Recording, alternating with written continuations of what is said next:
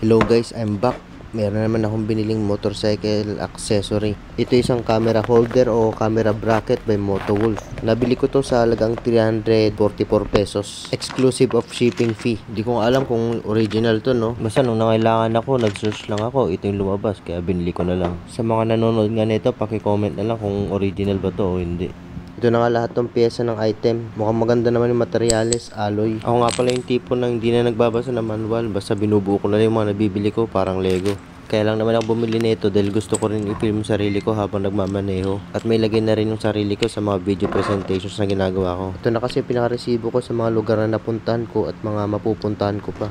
At para mas maganda na rin panonood ko pagtanda ko habang nire-reminisce ko yung mga lugar na pinuntahan ko nung may lakas pa ako. At nang may pakita ko rin yung sarili ko habang nagkwekento sa mga anak ko at sa mga magiging future apo ko.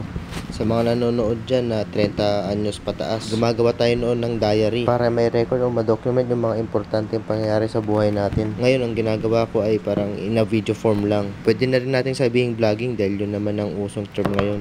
O ayan, buo na pala yung camera holder. Pagkakabit naman sa motor nyo, depende na sa inyo kung saan nyo gustong ilagay. Dahil nga naked bike yung motor ko, maraming na rin laman yung sa handlebar ko. Dito ko na lang muna ilalagay sa side mirror. Temporary nga lang muna dito dahil magpapalit rin ako ng side mirror. Ilalagay ko rin siya sa handlebar later on. Pero dahil may cellphone holder pa ako dun at meron pa yung switch ng MDL, dito ko na muna ilalagay.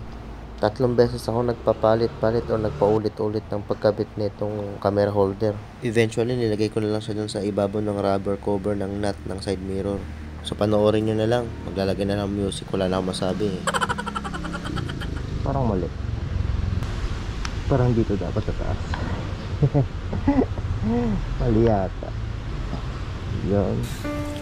Anong kailangan kong gawin upang malaman mo ikaw ang minamahal ko? Sumpa ko Yan, di ka na naiya sa ginawa mong iyan. Pero hindi nationwide napapanood ka, ganyan. Ngunit ito na naman ako. Ay, sorry. Mali.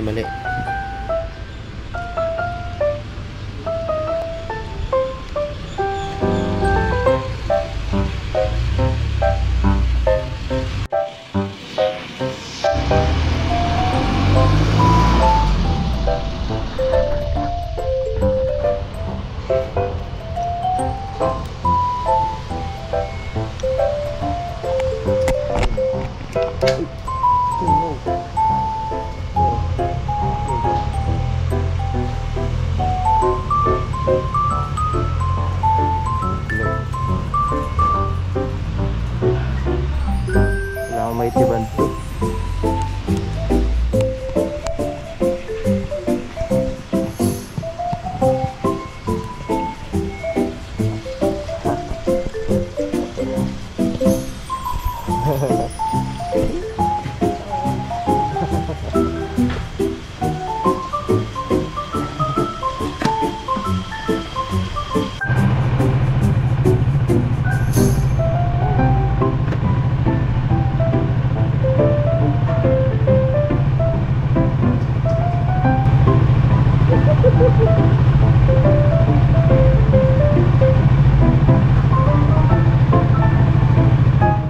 Pagkakataon na to, napakasaya ko. Ang babaw man sa paningin ng iba pero para sa akin napakalaking bagay nito.